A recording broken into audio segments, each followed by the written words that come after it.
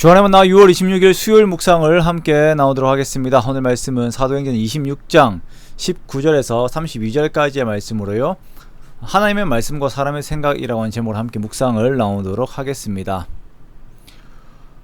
오늘 본문에서는 아그리빠 앞에서 바울이 하나님의 말씀을 증언하는 것과 그 앞에서 베스도가 보이는 반응에 대해서 말씀을 하고 있습니다. 성경의 말씀을 보면 하나님의 말씀과 사람의 생각이 끊임없이 대립하는 것을 보게 됩니다. 성경에서 사람이 죄를 짓는 처음의 것은 아담과 하와가 하나님의 말씀을 어기고 선악을 알게 하는 나무의 열매를 먹은 것이죠. 자, 이것은 하나님께서 세상 모든 것들의 의지가 되신다라고 하는 것을 인간이 거부하고 사람이 모든 결정권자가 될 수 있다라고 하는 의지를 내보인 반역의 행위였습니다. 그 이후로 이 세상에는 마치 두 의지가 존재하는 것처럼 보이는데요, 첫 번째는 하나님의 의지이고 두 번째는 인간의 의지입니다. 그리고 인간들은 자신들의 의지가 꼭대기에 앉을 수 있다라고 여기면서 하나님의 의지를 인정하지 않으려고 합니다. 바울이 선포한 하나님의 말씀과 베스도의 태도가 그것을 보여줍니다.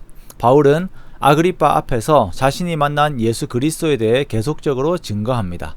바울이 다메섹 도상에서 예수님을 만난 이후에 주님의 말씀을 거스르지 않고 그대로 예수 그리스도를 전하는 자의 삶을 살아갑니다.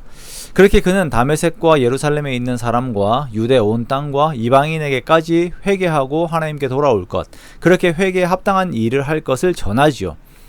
자, 이러한 일들을 두고 유대인들은 성전에서 바울을 잡아 죽이려고 하였습니다. 지금 이 재판을 하는 것이 바로 그 문제가 되는 것입니다.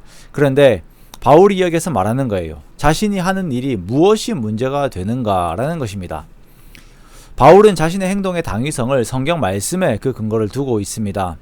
22절에 보면 바울이 하나님의 도우심을 받아 높고 낮은 사람에게 증언하는 것은 선지자들과 모세가 반드시 되리라고 말한 것밖에 없다라고 말합니다. 즉 성경에 이른 것이다. 다시 말하면 하나님께서 성경을 통하여 그렇게 될 것이다 라고 약속하신 그 내용을 자신이 전했다라는 것이죠. 자, 그 내용은 23절에 그리스도가 고난을 받고 죽은 자 가운데서 먼저 살아나사 이스라엘과 이방인들에게 빛을 전하시리라 라고 하는 그 내용입니다. 자, 여기서 23절에서 우리가 자세히 볼 내용은 먼저와 빛이라고 하는 문구입니다. 자, 그리스도가 먼저 살아나셨다라고 하는 부분에서 먼저 살아나셨다라는 것은 그 다음에 또한 살아남이 있다라는 것이죠. 다른 사람들이 살아남이 있다라는 것입니다. 자, 바울이 지금 아그리빠 앞에서 증언하는 것은 부활에 대한 내용이라는 것을 우리가 기억을 해야 됩니다. 문맥상으로 쭉 보면 부활에 대한 것이죠.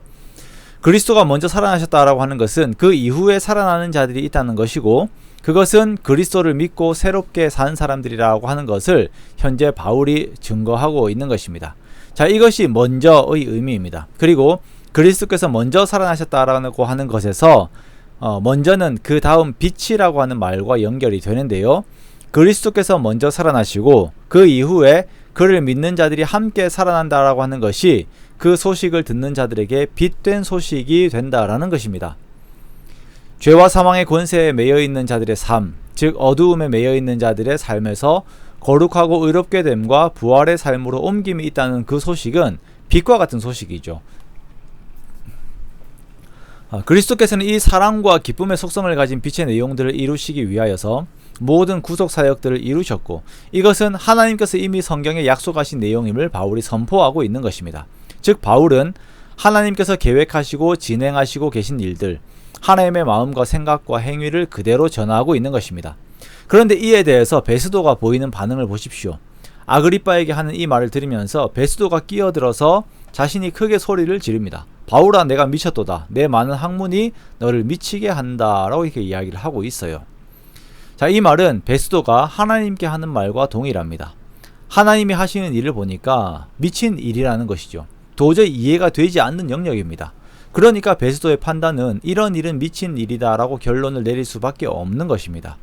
그러자 바울이 또 말합니다. 베스도 각하여, 내가 미친 것이 아니고 참되고 온전한 말을 하는 것입니다. 자, 이러한 베스도의 방해에 굴하지 않고 바울이 다시 아그리빠에게 말을 합니다. 당신이 선지자를 믿으시나이까? 믿는 줄 알고 있습니다. 즉, 이 말은 아그리빠가 선지자를 믿는다면 자신이 전하는 이 말이 참이라는 것을 인정할 것이다 라는 것이죠. 자, 바울의 논리적인 말에 구석에 몰린 아그리빠는 바울이 적은 말로 자신을 그리스도인이 되게 하려 한다라고 하는 변명과 같은 말을 하면서 회피를 합니다.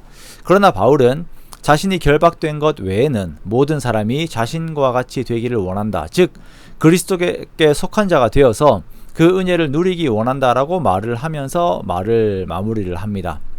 자, 이 바울의 항변의 결과는 무죄의 선고로 마무리가 됩니다.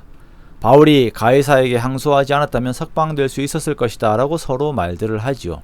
자, 이들의 표현은 바울과 복음의 내용들이 법적으로 아무런 문제가 없음을 증명하는 것입니다. 그러나 그럼에도 불구하고 이들은 복음을 받아들이지 않는 안타까운 모습을 보여줍니다. 하나님의 생각과 사람의 생각이 마찰을 보이는 이 재판의 과정들에서 우리는 사람의 아집이 얼마나 무서운 것인지 다시금 보게 됩니다. 혹여나 우리가 가지고 있는 아집들이 있지 않은지를 또한 돌아보게 됩니다. 하나님께서 말씀을 통하여 분명히 약속을 하신 것인데 그 말씀이 내 생각에는 전혀 인정되지 않는 것으로 여기고 거부해버리는 것들이 있지 않은지 우리가 말씀 앞에서 우리들의 자세들을 돌아보게 됩니다. 하나님의 말씀 앞에서 베스도와 아그리빠와 같은 태도가 아니라 정말 바울과 같은 태도를 가지는 우리가 되기 원합니다.